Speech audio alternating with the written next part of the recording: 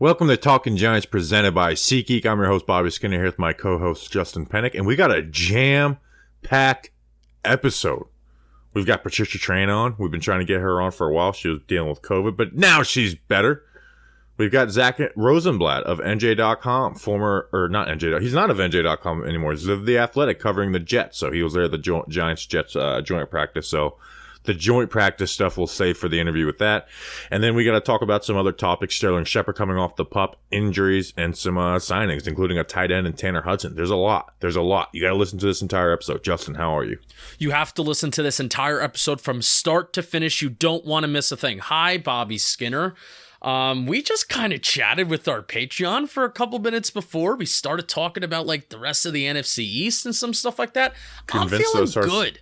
Yeah, we convinced ourselves that the Giants are going to win the division. How great the Giants offense is going to be. Everything. Giants are going to win everything. So we didn't really talk about this a lot with Zack Rosenblatt at all, because he's media some clowns. But Daniel Jones did look very, very good today. And anytime that the Giants offense has gone up against another opponent, they've looked decently okay. Excited to see them play against the Jets starters this Sunday, so we'll see about that. But I'm feeling good despite everybody and their mother getting hurt. Yeah, so I'm in love with this Giants scheme. Did the cover one breakdown the other day with Eric Turner. That was awesome.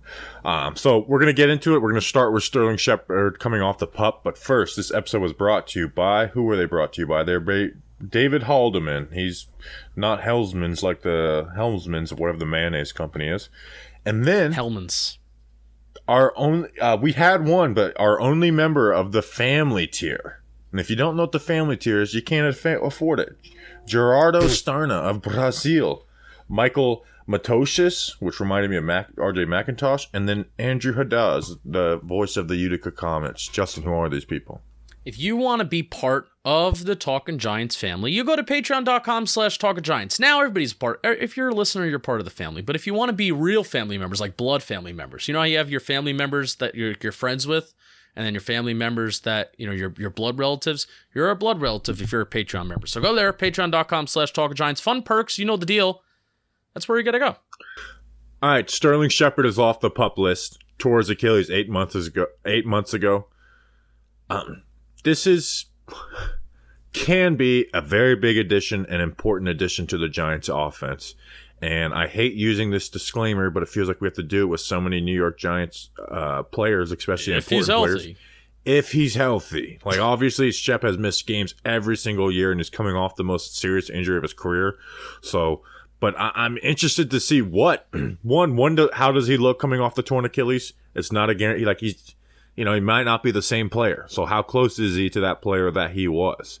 Also, the Giants drafted Wan'Dale Robinson, who I think is going to have more of a learning curve than people think. They're not hiding Wan'Dale Robinson. He's just having some struggles adjusting to the NFL. But how much do they split the reps with him and Wan'Dale? Because Justin, when he's on the field, he's extremely trustworthy. He's the most reliable wide receiver. He's led the Giants in yards per game the last 2 seasons and was the only guy not held back by Jason Garrett's offense. Well, guess what? He's a great fit for Brian Daboll's offense because there's so much that has to do with using the right leverage, breaking the route off at the right time, being trustworthy. And he's with Daniel Jones. Had a 78% catch rate with Daniel Jones the last 2 years. And full games with Daniel Jones last year, averaged 8.5 catches, 94 yards per game. So he's been really good. He's just injured very often. Yeah, I'm excited to see what Sterling Shepard looks like and what his role is, because I hope that they don't just pigeonhole him to the slot, and I hope they don't just pigeonhole him to the outside. I hope that, with a revolving depth chart, I honestly do think this depth chart is kind of circulating right now with Kenny Golladay.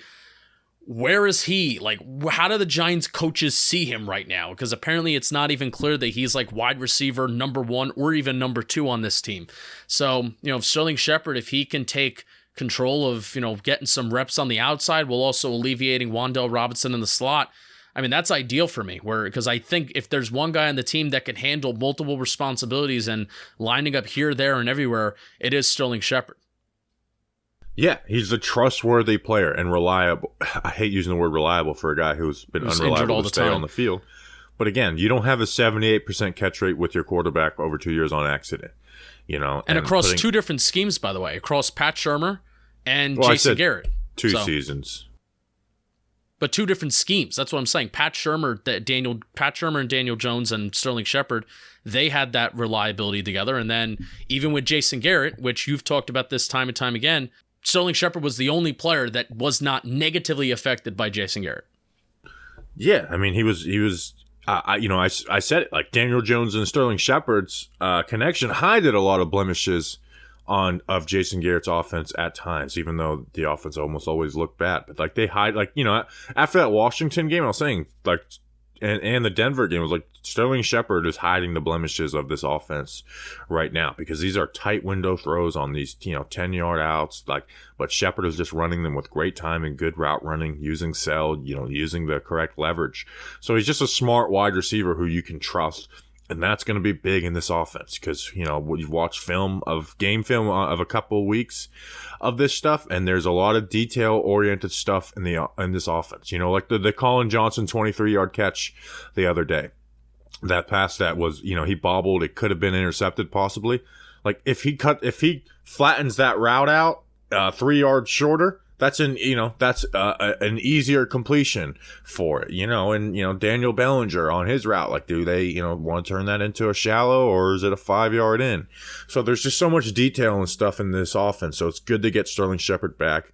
Obviously the Giants, money wise, they saved more than they would have if they would have had just cut him, because they turned whatever dead cap he had, that $4.5 million, turned it into a void year next year. So it's good to have him back while also saving an extra $4.5 million compared to just outright cutting him. Yeah, glad to have Shep back. Listen about him more in our PPP. We always lead off with Sterling Shepard for our PPPs. So if you want to hear more about him, what we think, listen to that. Other news: Azeez Ojulari. This one had me worried. I wasn't listening to what anybody was saying. I was worried.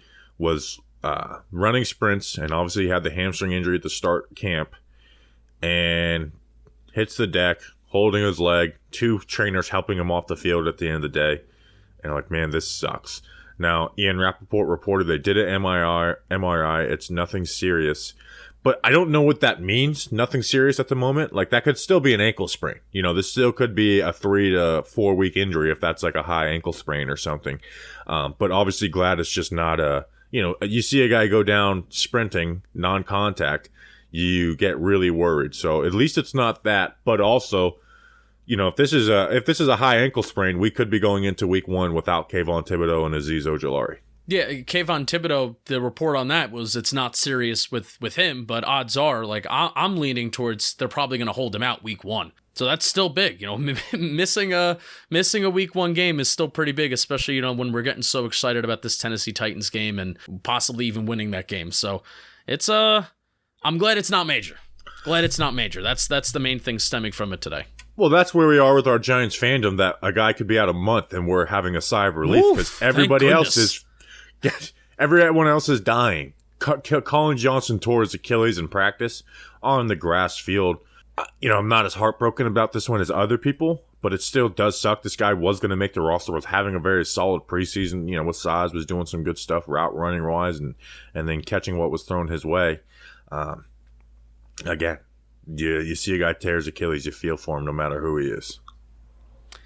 Yeah, I'm upset by it because I want to see the players that this coaching staff wants to put out on the field. That's what I want to see. And at the end of the day, if they don't believe in Darius Slayton for whatever reason, even if I disagree with it, like Colin Johnson, I would have liked to see him out there doing what he was going to do because the coaching staff clearly wanted to see him out there. So the whole thing with the injuries, though, Bobby, the Football Grump made a really, really good point on his show, the Just Giants show. We have the Football Grump on quite often. But he made a really, really good point, and I'm paraphrasing here. If you're simply just blaming the turf at MetLife, because every time that somebody gets hurt, that's gotten hurt on the Giants recently, it's been the turf at MetLife, the turf at MetLife, the turf at MetLife. If that's the only thing that we're talking about as fans for a possible reason that the Giants are suffering from all these injuries when they've had, if not just as many injuries on this grass practice field, I feel like that's taking away from the nuance of a possible answer of what's happening with the Giants and these injuries if we just keep on talking about the turf. So this clearly is a very, very complicated issue that I have no idea what the answer is. I don't think anybody has an idea of what the answer is. If they had any idea of what the answer was, then I think they would find it out. But stop solely blaming the turf at MetLife, because clearly there is some bigger thing over the past decade that has just plagued this Giants team with injuries. Since 2009, the Giants have missed more games due to injury than any team in the NFL. More, it's again. Now, I do think you'd rather play on grass than turf. Yeah, obviously. the turf could be part of it. Like, I'm not ignoring that, and I do think the turf could be part of it, because I mean, I don't think it's a coincidence. Marcus McKeithen steps foot on the MetLife for the first time in his career, and lo and behold, that's a torn ACL right there. I think it's part of it, but I don't think it's simply the only thing that the Giants should be looking into. We don't have the answers for it, but what I'm hoping for is that the Giants are pulling their hair out just as much as we are and trying to figure out why, and not just being like, this is bad luck. Hey, maybe it is just bad luck. Maybe, there's one team that has to have the most injuries in the NFL the last 13 years. But I hope they're really, really trying to figure out and fix what's been an issue. Like, it's flat out been an issue for the Giants through different coaching staffs, so. There's sports science people that Brian Daboll has alluded to that's ultimately part of this process of how do we, how do they run these practices? How do they make sure that they're getting the best out of their players, that they're getting ready for the season while not pushing them too much? Joe Shane, during his introductory press conference, talked about, how he wants to fix the injuries and improve the injuries and stuff like that. So for me as a fan, I just want a more clearer explanation as to what the Giants are doing inside the building to fix an issue that they acknowledged was an issue, and they've talked about it being an issue. So next time Joe Shane gets in front of a microphone, that's something that I'm hoping a beat reporter is asking him. What are you doing to address this, and what have you done since you've said that you wanted to fix this? Yeah, definitely. While we're on the Colin Johnson subject, when we were at practice, Julian said something to us, and I'm starting to question if he was right. He said, sometimes you guys joke so much about David Sills and Sills' Army that you might not take him serious. Are we going to start having to take some David Sills a little more serious? I mean, you had the preseason game. I don't want to get too overhyped by that. Wide receivers will always outperform DBs in preseason. One, I think they're just more talented as depth, and defenses aren't game planning. But it's been in practice, too, with the first team. Like, Daniel Jones' great day versus the Jets' first team included 6 catches from David Sills. And, there is a connection there. Do we think David Sills... okay, Kenny Golladay misses a game. Do you think David Sills is getting 50% of the snaps that next game? No.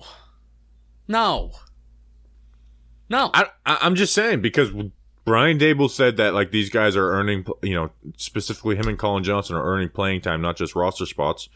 Obviously, he's followed Daniel Jones around the nations for the last 3 years.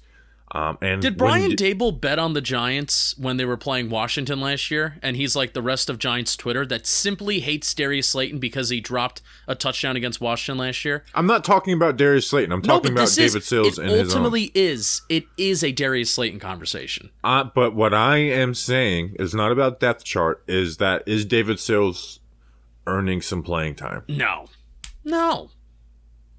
Yeah, I don't think you're wrong to dismiss it. Because we've seen it. We've seen David Sills in the NFL before.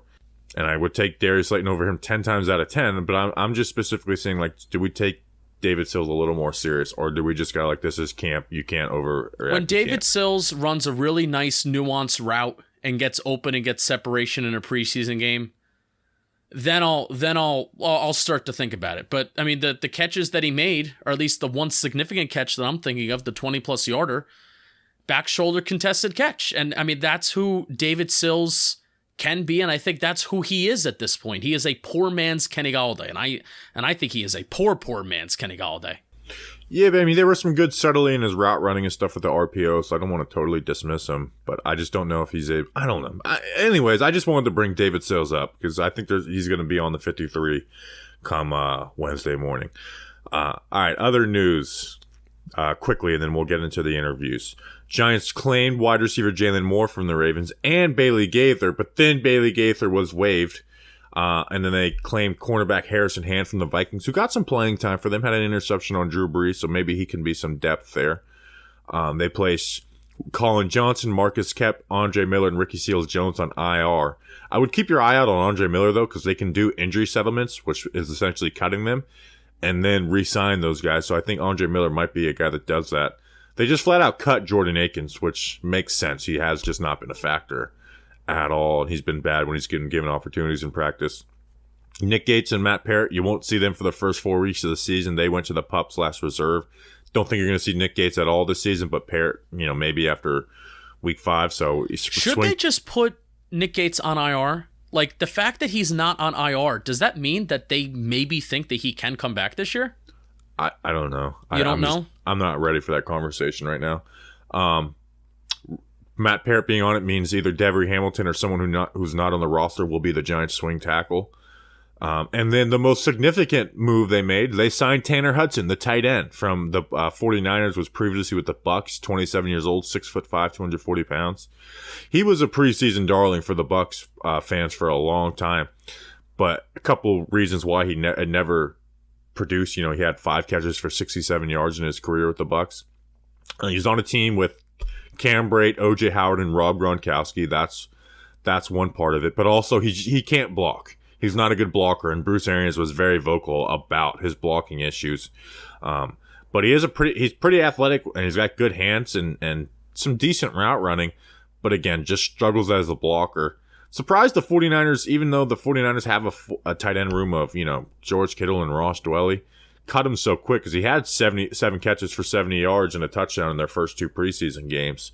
But I don't say this at all, as a joke. He's probably their tight end too after Daniel Bellinger. In fact, Art Stapleton quote tweeted my video of him and saying he's had the biggest touchdown of New York Giants camp so far, and he was there for one day. Had a 75-yard touchdown versus the Jets, so he can move a little bit. Good hands.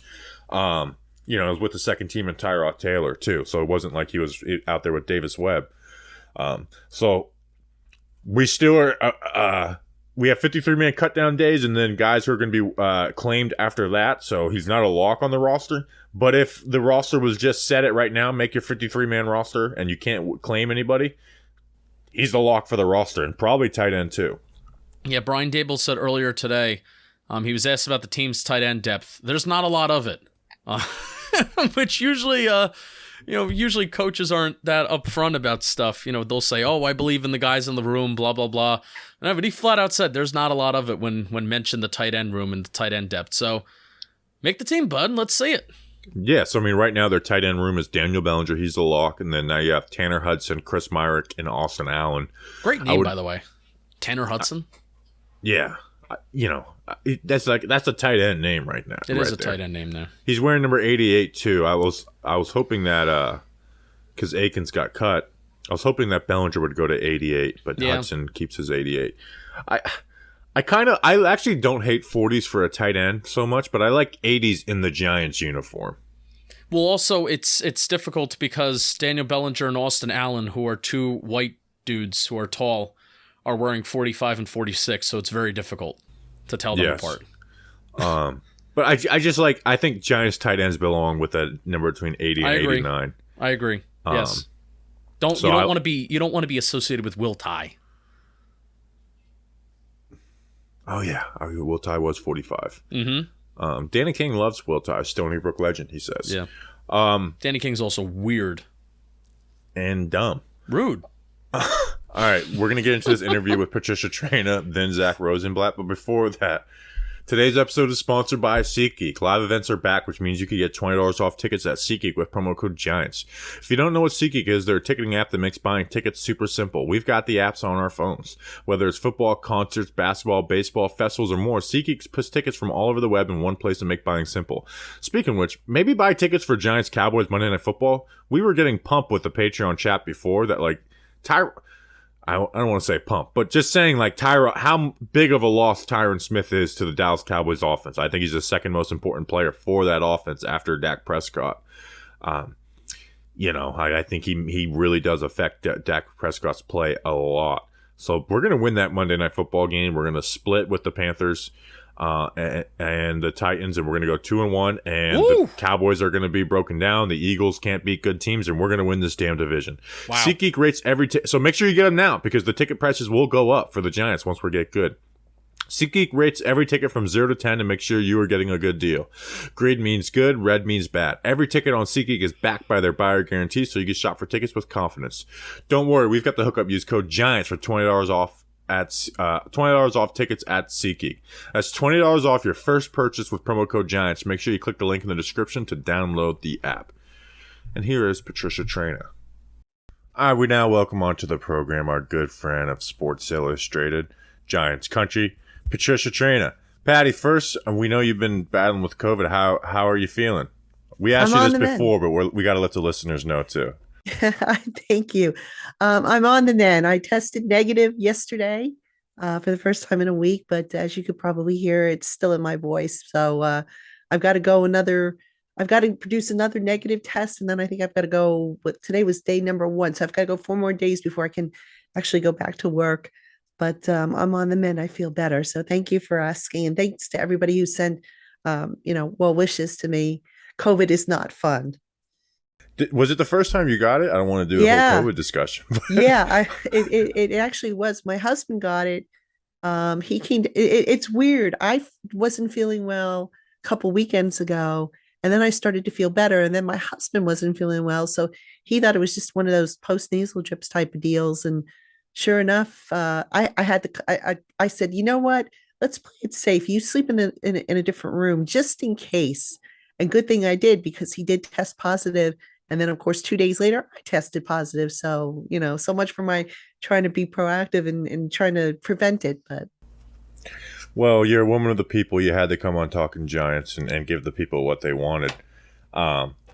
We'll talk about some other people who are either on the mend or not so much. The injury issues, it seems like every year, when injuries happen in training camp, every fan base freaks out. But now there's, I saw some data that the Giants have lost the most games to injury the past 12 years. This training camp has been brutal. It's different than what other teams are dealing with. Are the Giants pulling their hair out like fans are, trying to figure out what the issue is? Because it's not as simple as just turf. Like turf, I'm sure it contributes, but a lot of this stuff's happening on the practice field. Yeah, and the practice field is grass. So, yeah, I mean, football is just a violent game. And I get this question a lot from a couple of my listeners and followers on Twitter. It's a violent game. Bobby, you played it, I'm sure there were days where you played it and the next day you felt like a 80-year-old man, it's unfortunate, but you do the best you can. You try to put the right equipment on, you try to stretch properly, you try to keep your nutrition and your rest and your recovery up. But stuff happens, and when you least expect it. I mean, did anybody think Colin Johnson would tear his Achilles? No. I mean, did anybody anticipate Kayvon Thibodeau would get cut blocked the way he did and suffer an MCL? So there's just things that sometimes are beyond your control, and it sucks, and I get it. But the trick is to try to figure out how to keep guys as healthy as possible. And here's the other thing. You look around the league. And I don't want to minimize injury for any one specific guy, because everybody's important. But I think sometimes the picture becomes a little bit bigger, the bigger the names are. So, for example, you've got a Thibodeau, Azeez Ojulari today on Thursday was injured. So the bigger the name, I think that tends to generate the more panic amongst the fan base. And I think part of, at least, it's frustration. I mean, I'm a fan of the Giants, so, it's, as a fan of the Giants, it's tough to keep that perspective that you just said. But, you go back, and I think it was Joe Shane's introductory press conference where he went on for a couple minutes talking about how he wants to try and find a solution. Now, finding a solution on injuries is very difficult because it's not something you can control. But trying and finding a solution and seeing how there wasn't that much movement amongst the training staff, at least I don't think, this offseason, and now we're having the summer that we're having, that's where I think the frustration point comes in, at least from a fan that I like to think that I pay attention to the team a lot. So that's where my brain's at. So Well, remember, Justin, the training staff treats the injuries. A lot of people mix this up. They say, "Oh, it's the training staff's fault." No, it's actually, if you're going to point fingers at anybody, look at the strength and conditioning staff, because they're the ones who are supposed to get you ready and in good shape to withstand all this stuff. The I know it kind of all runs together, but a lot of people, they say that, and I'm like, well, that's technically not Yeah. correct. What I'm But interested to see is Dable's talked a lot about the sports science people. Like, who are these sports science people, and are they new additions? So anyway, that's digging that we can do for another time. But it seems like this past week that the offense has been finding a little bit better of a groove. What is your take on a lot of the offensive coaches? Dable's talked about this. Kafka's talked about this. I think some of the positional coaches might have talked about this too. What's your take on some of these offensive coaches talking about how they intentionally want to set up their offense in practice in like bad scenarios? Because we've heard throughout the first, month or so of camp that the offense has not been doing well, and coaches are talking about how that's kind of by design. So what's your take on that? I think it's a good take, to be honest with you, because look, how many times does a football play go according to how it's drawn up? There's always going to be some kind of breakdown. There's always going to be something that pops up that you're not expecting. So isn't it better to prepare for it now than to sit there and try and create a pristine scenario in practice? And then, oh gosh, we get to the game. It's like, oh, what do we do? That's not supposed to happen. We didn't practice that. So I have no problem with how they're approaching it. If anything, I think it's also taking some of the onus off of the players, because some of these players, I think in the past, felt like they couldn't make a mistake. That if they made a mistake, that they would have a coach in their face like that. And when you have somebody who's just waiting to pounce on you the second you screw up, guess what? You're going to play tighter. Hmm. So when you have a coaching staff that is a little bit more forgiving, now that's not to say that they accept mistakes, but they understand that they're going to happen in practice. And they say, look, practice is the place to make the mistakes, because let's get it out of the system now so that we don't do it in the game. And let's be a little bit more forgiving if these guys screw up in practice, as opposed to maybe they mess up in a game. Yeah, that was actually one of my questions, was what is the biggest difference that you see in the offense compared to the last staff? So you kind of answered my question in there. What I will ask is about a guy on the offense who didn't practice until today for the last week or so.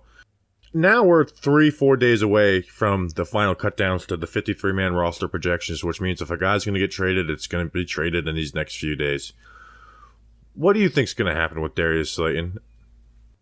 Wow, the injury to Colin Johnson, I thought maybe we give him a reprieve, but I think Kenny Galladay is going to make this team, even though I'm not so convinced that he's a good fit for what Dable wants to do. You got Sterling Shepard, who's going to make it. Wan'Dale Robinson's going to make it. Kadarius Toney is going to make it. I think David Sills now gets another life, because Sills, I think, would have been the next guy after Colin Johnson. If Slayton, he doesn't play special teams, and he's going to make $2.5 million. I, from a cap perspective, cannot justify that. And, will the Giants try to trade him? I wouldn't be surprised if they do try to trade him. At this point, it's a matter of what are they willing to take for him if they get any offers. Now, will there be teams that'll just say, well, we know you're going to cut him anyway, so we'll just sit back and wait? That's fine. But, a team that needs a receiver, you look at the Bears need a receiver. I think Dallas could use some help at receiver. Not that I think the Giants would trade with them. If you can get something for him, even if it's like a 6th-round pick, do it. Why wouldn't you? If they're willing to, if they can get a trade, I am okay with it. I'm not excited about it, because it would be a shame to arguably the best day 3 pick of Dave Gettleman's 4-year tenure to just essentially just throw him away, because a 6th-round pick. I'm someone who falls in love with every single draft pick they get and excited about when they make a pick swap for Ryan Santoso. But it's just like, man, for a guy who's had his production, even though as disappointing as last year, it would feel like a shame that guy couldn't even finish out his rookie contract. But if they cut him, it just would be, I just feel like there's other ways to make cap, like they're going to need to make cap space with probably Absolutely. Leonard Williams regardless. So it's just, And you mentioned, like, Patty, here's my thing is, you mentioned there's 4 guys who are locks on the roster and ahead of him on the depth chart. But what we've seen in camp and in history is the 5th wide receiver is going to get some playing time this year, some serious playing time. But maybe we need to start taking David Sills a little more serious than we have on this show, because it's just been a weird offseason with the wide receiver room. Well, it's interesting because remember when Daniel Jones was a rookie, who was his favorite target? It was Slayton, because they both came up together. Well, who's been Daniel Jones's favorite target of late? It's been David Sills, who has just his favorite human being in the world. They follow each other around like a puppy. A kid so and a puppy. I mean, there's something to be said for that kind of chemistry, and that's not a knock against Slayton. Don't get me wrong here, but sometimes things change, relationships change, and circumstances change. So, and the coaches see it, and look, Darius Slayton, I think, could be a really good player. I think part of the problem with him has been injuries and how they have affected his confidence. I think another part of it, I was talking with somebody and they said, yeah, I never saw Darius Slayton work with the jugs machine until I think it was, I want to say last year, maybe the year before that. He didn't do it initially when he came out, and he only then started to take and say, oh wow, I better work with the jugs machine to keep my skills sharp. So I don't know, maybe that has something to do with it. It's hard to say, but Darius Slayton, if he doesn't stick with this team, he'll find a spot. I'm confident of that. Yeah, I really think that there's other NFL teams. We watch the Giants, we follow the Giants. Like I said, we're fans of the Giants, but I do think there is other NFL teams that you do look up and down. They're having similar wide receiver depth problems that the Giants are having. So that's why I really think and I hope that Darius Slayton does stick around, because I look at myself in the mirror. I really do think Darius Slayton is better than David Sills. Like, that 2019 means something, and there may be a reason why David Sills hasn't been able to crack an NFL roster yet. I want to talk about somebody else who's been buried on a depth chart, but maybe undeservedly so, and that's Quincy Roche. His 2021, better production than what Jihad Ward has put up in his career. Quincy Roche's 2021, better production than what O'Shane Ximines has put up in his entire career. So what have you heard? What do you think? Why is Quincy Roche, it seems like, why is he buried on this Giants edge rusher depth chart? I think it's because the feeling is that Ximines is a little bit more athletic. Whether you agree with that or not, that's the impression I get. The feeling I also get is that they feel that Ximines is a little bit better of a fit for what they want to do than Roche. And it's interesting because one of the first interviews I did of summer camp was with Roche. And I said to him, dude, do you feel like you're being overlooked here? And he just kind of smiled and he goes, it's like, sleep on me. Go ahead, sleep on me and see what happens.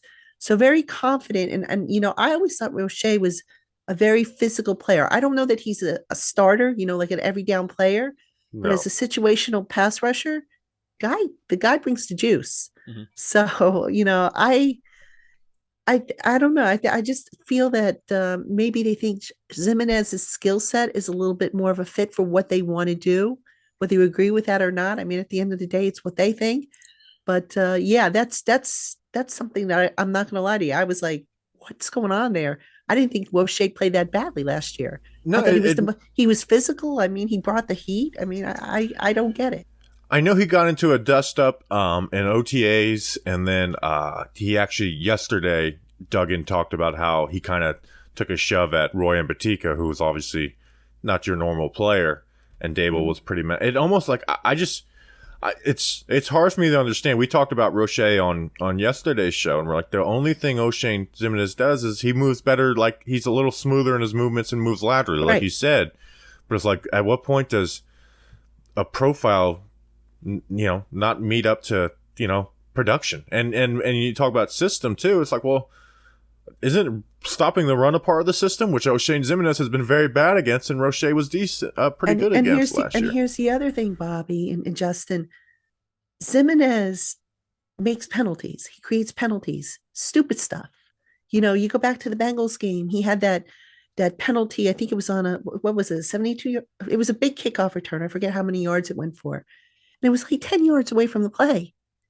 And it, and Yes. it, Oh yeah, and in the if you preseason game. Yeah. if you remember, what got him sent to the bench last year? He had Oh, a we big remember. stupid penalty in a game, and he was banned to the bench.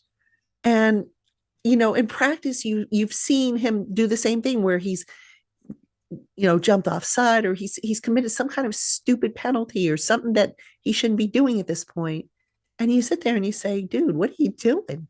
And I like Simonez. Simonez is a good kid, works hard, but I'll be honest with you, I'm scratching my head over this one just like you guys are.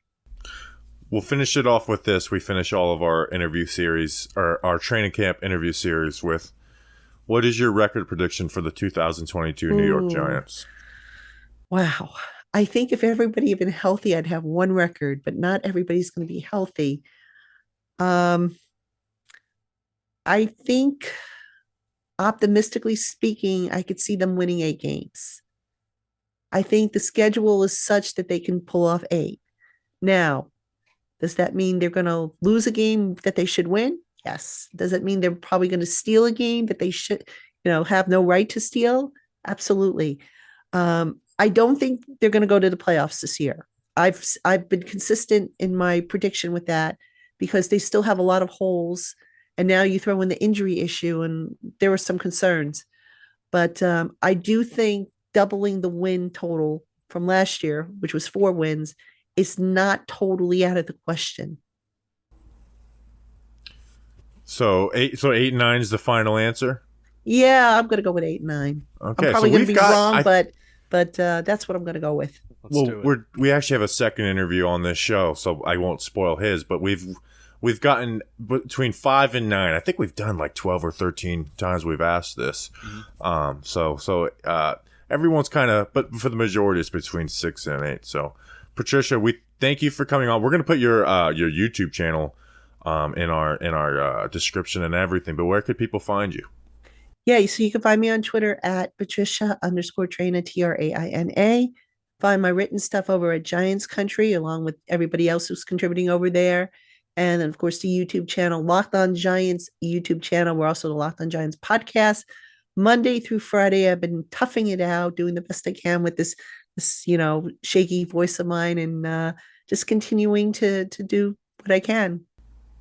Well, we appreciate you playing hurt. You're like the New York Giants right now. So we thank you, and I hope you feel better tomorrow and then the day after that. Thank you so much, guys. All right, thank you to Patricia Traina for coming on the show. We got to talk about Manscaped. Fellas, you're getting ready for your fantasy football season, draft season. It's right around the corner. CeeDee Lamb is good, but have you see these beautiful balls? Ball joke. It's time to get your snake looking right for this snake draft with the sponsors of our today's show, Manscaped, the leaders in below the waist grooming. They've created a championship lineup with their Performance Package 4.0. Join the 6 million men worldwide. That is a lot of men who trust Manscaped, and get ready for kickoff by going to manscaped.com for 20% off plus free shipping with the code Giants. We all know about the Lawnmower 4.0. It has a 4,000K LED spotlight, which I enjoy. It allows you to be as accurate as Bill Belichick with the challenge flag. Is that actually true? Is Bill Belichick really accurate with the challenge flag? Do you know that? We got to fact check these Manscaped ads. We do, because that's a strong claim. The Performance Package 4.0 also includes the Weed Whacker, the ultimate flex. Watch it run through ear and nose hairs like Derrick Henry coming up the gut. I have nose hairs that grow out of control. I got to get my Weed Whacker out and take care of business. So what I want you to do is get 20% off plus free shipping with code Giants at manscaped.com. That's 20% off plus free shipping with code Giants at manscaped.com. It's time to put the PP back at PPR and get a grip on your pigskin this season with Manscaped. And here's Zack Rosenblatt of The Athletic. All right, we now welcome on our second person of our training camp interview series from The Athletic. Covers the New York Jets, Zack Rosenblatt. Zack, well, first question, why'd you leave us? I was really bitter about losing the Tony Award to Duggan, so I decided I wanted to go and work from him so I can get close to him and then try and steal the trophy. It was a shock. We still don't have our NJ.com writer to replace you yet, so it's been a little bit of a culture shock. We got nobody represent. Steve Pilates there, but it was my first reaction was not happy for you. It's like, why did you do this to us? It was weird because especially it happening like it happened quickly. It was right before training camp where the job opportunity came about, and so starting on a new team when I've spent the last 2.5 years just like Giants all day every day and having to like switch gears, go to a new facility every day. Like it was definitely very weird. And I had a great time covering the Giants, even though there are a lot of fans who think I hated the team, which I didn't. I enjoyed covering it quite a bit. So it was definitely weird. I miss you guys. I miss everything, but maybe I can get the Tony Award for this great podcast we're about to do. Yeah, like the Elijah Moore Award or something. Yeah, there you go. How's the transition been though? Like just going from Giants beat to Jets beat, even if you want to talk about like coaching staffs, but just kind of personally for you, how's the transition been and how's this camp been for you?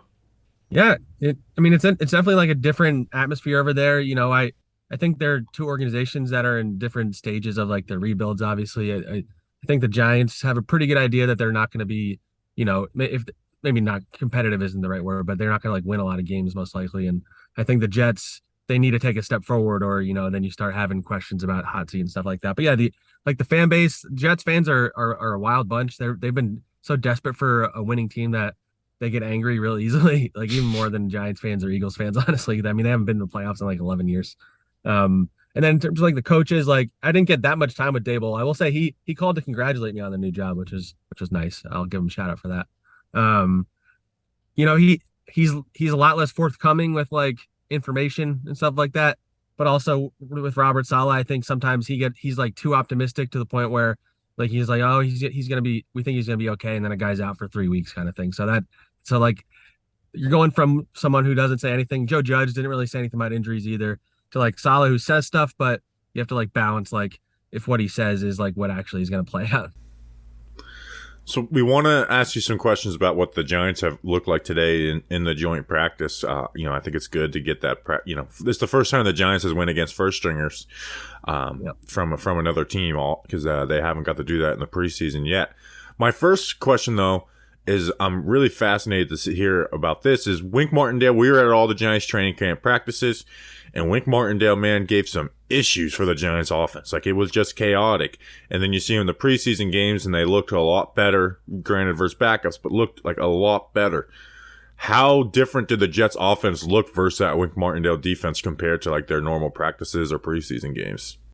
Yeah, I think they struggled with it more than they do against their own defensive scheme on most days. They pointed this out, and there was a lot of exotic looks. Exotic was like the word of the day after practice. I think for most of team drills, there wasn't even anybody with their hand on the ground on the Giants, and so they were just like running guys in on blitzes. There were guys like nobody like down as a defensive lineman. It seemed like for like a few plays in a row at the very least. I don't think they really. I don't know if they ever got to Joe Flacco. Like I don't know if I would have counted anything as a sack, but they definitely felt the pressure. They were trying to get the ball out real quick. Their offense wasn't really that efficient. I think I had Joe Flacco was like 7 of 15. He had an interception, a couple touchdowns. There's a couple deep balls that he missed. I think a lot of it had to do more with like the pressure and the upfront stuff than more than like the secondary playing particularly well, I would say. But yeah, the defense, they're definitely going to give some teams some trouble, especially a guy like Flacco in a game setting is probably going to have a hard time with a defense like that because he can't really escape from it. So I'm interested to see if that can help like overcome some of the flaws they have on that defense because it's going to be fun to watch. I think you're going to have some games where the Giants give up a lot of points, but you're also going to have some games where they sack the guy a lot. So it's going to be a lot of high games, I would say. Yeah, I think that's kind of the vibe that we got out of the defense so far. Obviously, preseason they're not showing a ton. Is that versus mediocre or bad QBs, they might be able to cause havoc, but versus good QBs will be issues because of the issues on the secondary. I mean, Aaron Robinson as cornerback too, and Darnay Holmes playing nickel in a man coverage scheme can cause issues. It's going to cause issues for the Giants. So, but I will say I was hoping, not because like screw the Jets, but I was hoping like, okay, I want to see that if like this is really hard to face in practice when you're not actually game planning for a defense. And some of the tweets and what you said made it seem like that a little bit today. Yeah, and I think that's an important point too. Like the the Jets said they're not game planning for the Giants. They're just practicing their own stuff. So they weren't game planning for the blitzes and stuff like that. So maybe it would have looked differently if maybe it'll look different on Sunday kind of thing. But yeah, it's definitely gonna be interesting to see. Like at the beginning of the season, I could see it being maybe even more effective than as the season goes on and teams like kind of know what they do. So that'll be fun to watch at the very least. It felt like every member of the media was trying to manifest a fight by recalling, what was it, 05? Well, that they fought. So this was the first time that Saleh and Dable practice, and hopefully they stay around for a couple years because it seems like that they want to do this for the next couple years. So tell us about the vibe of practice today. Was it intense? Did it have any kind of intensity with it, with any kind of fights or anything like that? So how was the flow of it all? Honestly, it was like pretty ho-hum is how I describe it. Like it was, a lot of these joint practices, the tensions usually do flare. I've covered a bunch of them in the last couple of years. The Giants had a couple trips last year. I went on. It was definitely, there was the Sterling Shepard fight last year in Cleveland, which was one of the more insane things I've witnessed just because he got into a fight and then came up and talked to us like nothing happened and none of us knew that it happened. It was wild. They're like, there was nothing like that. Like the only thing that happened, I wasn't even there for it, but was during when John Franklin Myers knocked down Daniel Jones during an 11-on-11 drill. I don't think Evan Neal was very happy about it. And then Evan Neal and John Franklin Myers like shoved each other a little bit in one-on-ones at the end of a rep. Other than that, like I really didn't even see guys shoving each other. I didn't really see guys getting in each other's face. It was a pretty light practice. They ended it a little early and did conditioning. They were supposed to do 2-minute drills at the end, but I think they said the Giants are a little too banged up and they just felt like it would be better. And then ironically, Azeez Ojulari got hurt during the sprints. Yeah, lo and behold. But yeah, I don't know. It was very like low key. Like there wasn't a lot of crazy things or exciting things that happened. This is probably what they wanted. They wanted a light practice at the end of training camp. Based on the way things happen today, I imagine both of them are happy with how it looks. So I wouldn't be surprised if they start doing this every year. Yeah, so there will definitely be a fight next year because this was like emphasis. Don't get into a fight, and then next year they'll loosen up, and there will be that. A lot of times the fights come on like a second day of a joint practice, is what Saleh likes to say. So if they do 2 days, then maybe that's when things start getting iffy. Yeah, hopefully they just let us in for it next year because I want to see a joint practice. Was there any surprises from just Giants as a whole or singular players that you wouldn't have expected when you were going into camp, expecting to cover the team? Like just in general in training camp, you're saying? Well, I'm just saying, like, if you were going into at one point to cover a Giants training camp, is there anything today, scheme wise, coaching wise, player wise, that was different than what you would have expected? That's a good question. I don't know if there's anything that I wouldn't have expected necessarily, but it was interesting just seeing the defense in action because I only got to see the Giants in the spring and they weren't really doing as much then. I didn't really watch the offense that much today, so I can't really comment on like how Dable's offense looks. But I don't know. I am very interested to see how that defense looks. I think there are some depth and talent issues in some spots there, like you mentioned. And so I am curious to see if Wink's defense can like overcome them and things like that. And yeah, I don't know. That's nothing really surprised me. Like Aaron Robinson Garrett Wilson didn't really have much trouble with him based on how you guys have been tweeting and how like the Giants beat guys have been tweeting. I imagine that's kind of been a recurring thing this offseason. Azeez Ojulari looked really good to me before he went down. He was dominating his one-on-one reps that I saw. I did keep an eye on the one-on-one reps. It was like an even split between Giants and Jets winning it. I think DJ Davidson had a couple of good reps against one of their backup offensive linemen. He like knocked the dude to the ground. Dexter Lawrence had knocked over Connor McGovern. He bowled him over, and that's their starting center, so that's pretty good. That's the only ones that can jump out to me. Ryder Anderson got beat pretty good by Nate Herbig on the Jets. So yeah, it was like an even like back to back. And again, those are the kind of drills where guys would start fighting normally, and even that they were like just walking off and going back in line. Interesting that you don't bring up that Daniel Jones only had one incompletion on the day. What are you trying to bury the lead? Interception though. I know it's literally. I mean, the preseason game, it was off of a drop pass.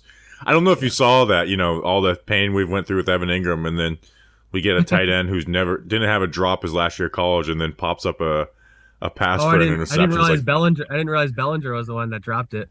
Yeah. You must have read Connor Hughes' tweet. He didn't put any context. Oh boy. Yeah. Speaking of the Evan Ingram thing, I'll just share this because I thought it was funny. So at Jets practice yesterday. So the Jets have a running back named Michael Carter and a cornerback named Michael Carter. And the cornerback broke up a pass intended for Michael Carter. So I tweeted Michael Carter broke up a pass intended for Michael Carter. And there's a bunch of people tweeting stuff like Evan Engram used to do that all the time when he was at the Giants. That's actually pretty funny. I didn't know those are some good responses. So there's other teams' fans that were saying similar things, but the Engram one obviously stuck out for me since I experienced that first. You wonder if the Jets did just draft both Michael Carters on purpose, and it's funny they both went to Duke and UNC. Just to like confuse. Like what do Jets fans like? How do they distinguish it? Is it like Duke Carter and UNC Carter or what? So the running back is Michael Carter the fourth, and the corner is Michael Carter the second. Oh my God! That's the one. It gets even worse than that. So they have those two, then they have Quincy and Quinnen Williams. And then they have Breece Hall, Bryce Hall, and Bryce Huff. Yeah, that's what would get me. Joe Douglas was just messing with all of us or something, because it's inevitable that I'm going to tweet the wrong one for all these things. Well, the most annoying thing would be is like, names aren't in autocorrect, but once you tweet it, like when I type out Quincy or Quill and my autocorrect, it goes to Quincy Roche. So that would be a pain in the ass having to make sure I tweeted the right Bryce or the right Michael Carter. But yeah. You mentioned that the Jets and the Giants are in different spots just as franchises, and I definitely would agree with that. But I think projection-wise, wins and losses, I feel like they're about the same, especially because the Jets play in the AFC. So you've covered the Jets for the summer, you've covered the Giants for like the last 2 years. So how do you feel like these rosters stack up against each other, just from like now that you've had both, the perspective of kind of both sides? Yeah, I think the win-loss thing, it's a fair point, because I think ultimately, if the Giants are projected to win 5 games and the Jets are projected to win 7, in reality, they're kind of projected at the same spot. But yeah, I think part of that has to do with the Jets' schedule and they have a hard division that they're in. I think talent-wise, the Jets, I think, are top to bottom definitely more talented. I can't really point to that many spots where I think the Giants are like for sure better than them. I guess you could argue running back, but I kind of like the combo of Michael Carter and Breece Hall. They're better at left tackle. Andrew Thomas is better than Dwayne Brown at this stage of his career. Trying to think. I mean, Leonard Williams and Quinnen, you could probably say, are a wash. And then Dexter Lawrence is probably better than their second best defensive tackle. Jets are good at DN. They have a really talented secondary right now. And linebackers, they're probably better. So yeah, I think quarterback is debatable, obviously, with Zach Wilson and Daniel And that's Jones. the thing, you haven't gotten to see him, and I think that it's a simple analysis, but that's really the biggest difference on what the Jets. Ultimately, what it comes down to, yeah. And it's funny because when I first started, first couple of weeks, I was on a couple podcasts and radio shows and stuff, and they were asking me about Zach Wilson. I'm like, I'm reserving judgment until I actually see him go against somebody else. And then because he was looking good in practice, but like it's really important to not like get too attached to that stuff, because you can't get hit, and he's getting pressured nonstop. And all that stuff. And then he gets hurt in the second drive of that preseason game. So I haven't really had a chance to evaluate him. I think the talent is clearly there. I have some of the same questions I always did with Daniel Jones, of whether he's, able to make the right decisions and process and, go beyond his first read and, succeed under pressure and stuff like that. But I just really haven't had a big enough sample size to judge him. Second overall pick, tons of talent. It was really tough to watch last year when I watched him. But it's like, obviously he's a guy who can make a huge jump, and that could be the biggest difference for the Jets. Who are some guys that look like they might be either bubble guys or getting cut that you think that would make sense if the Giants might want to make a claim in on them? Yeah, Duggan actually asked me this the other day, so it's on my mind. So I know they're rough at tight end. So I think Trayvon Wesco, Lawrence Cager, Kenny Yeboah, all three of those guys are probably better than any of the ones they have. Like backing up Daniel Bellinger, I would say, so that they could get their hands on one of those guys. Wesco would be the best one because he's just like a veteran and he can play kind of the H-back role that I think Daboll likes. So he can block? He can block. Lawrence Cager was a wide receiver. I'm friends with Lawrence Cager. Oh yeah, you're friends with him. Wow. We follow each other, not really friends, but yeah. Yeah, he's looked really good in his transition. The question is whether he can block or not and all that, but he's athletic and he's made some catches. Trying to think, what position is the Giants need? Cornerback. The Jets are going to wind up cutting a guy. A guy like Brandon Eccles is probably on the bubble. He was like their starter on the outside last year, and now he's a backup. He's fallen down the depth chart because they added a bunch of guys. Linebacker, there's a guy named Hamza Nazir Al-Din. I don't know if I'm saying the name right. He's a young guy. They drafted him a year or two ago, and he'd probably be good depth because I know they just lost Beavers, right? So they have a bunch of defensive ends that are talented, but I don't know if their scheme fits because they're more like down defensive ends than like outside linebackers.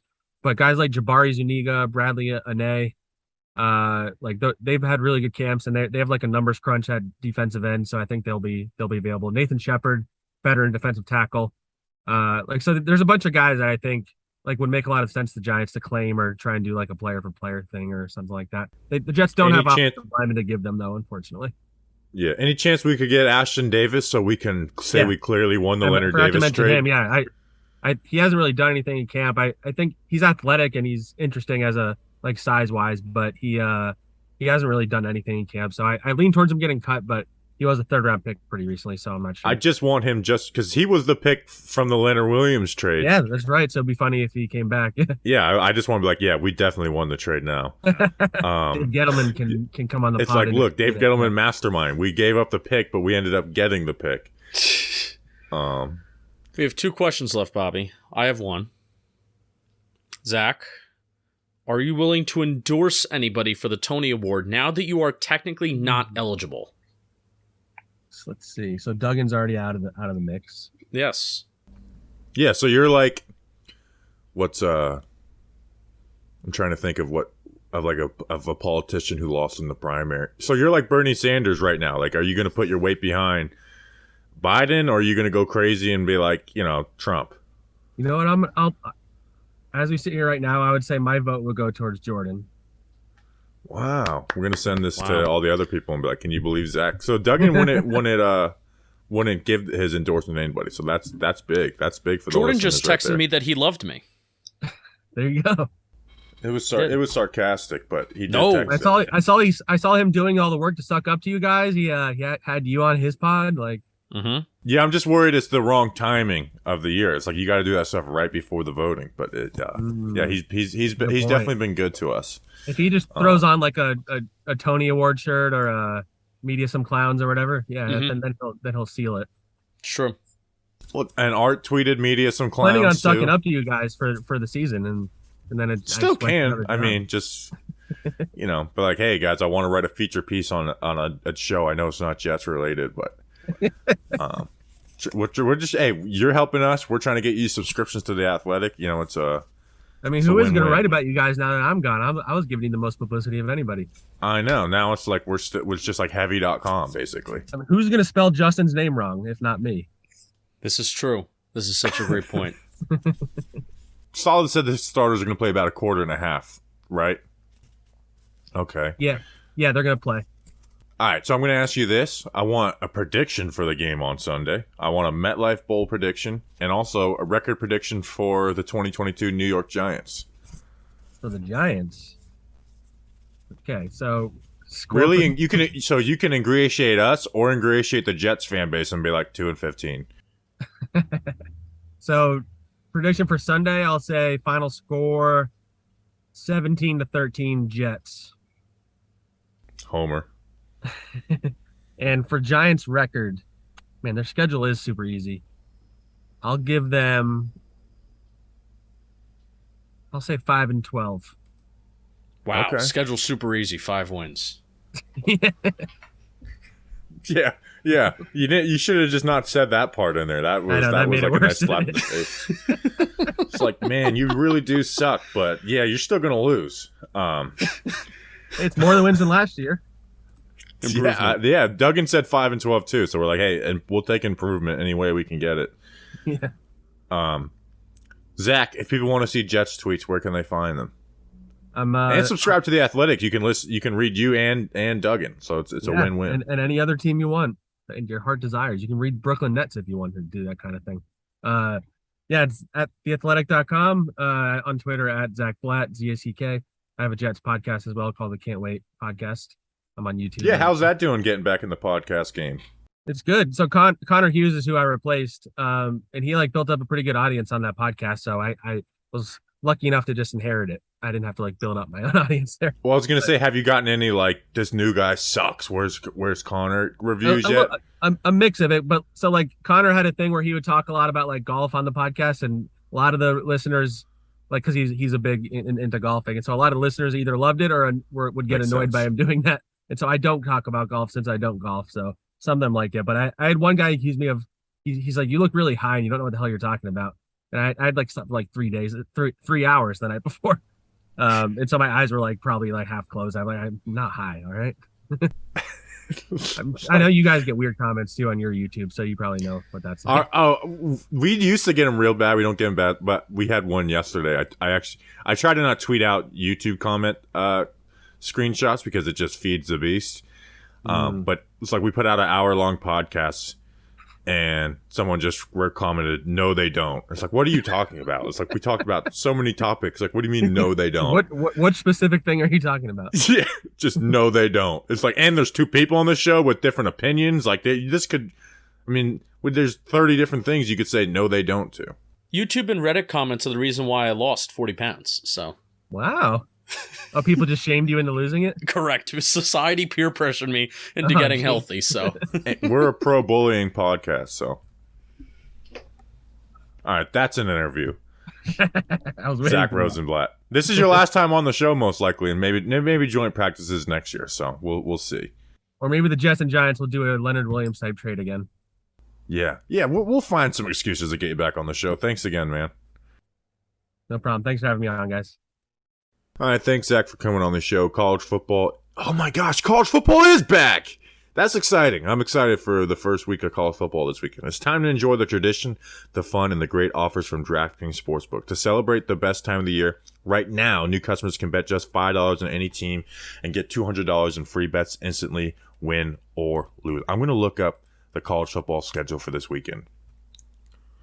I know Nebraska Northwestern. Is that a game that's happening? That might be a game that's worth paying attention to. I know Miami doesn't play, but they play FAMU week 1, which is, if that's not a game you really want to watch, but it should be an easy win. And if it's not an easy win, then we are really bad. In trouble.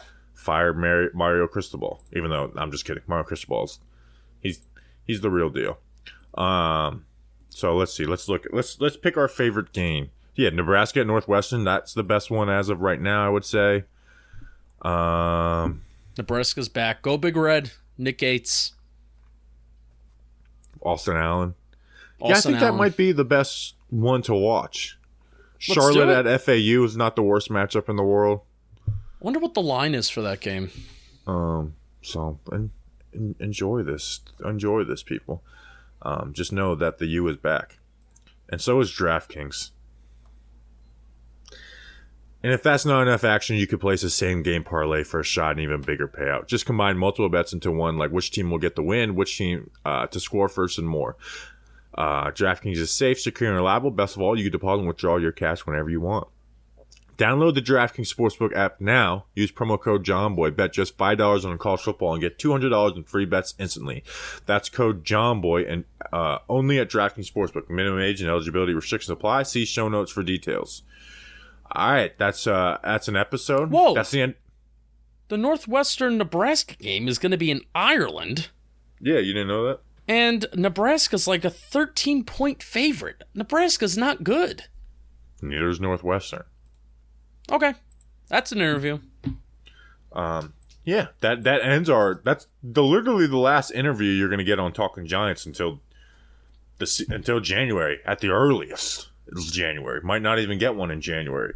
Fun offseason interview. So we'll recap the Jets game on Monday, and then 53-man roster stuff. So we'll be back probably on Thursday to recap cuts and waves and all that good stuff.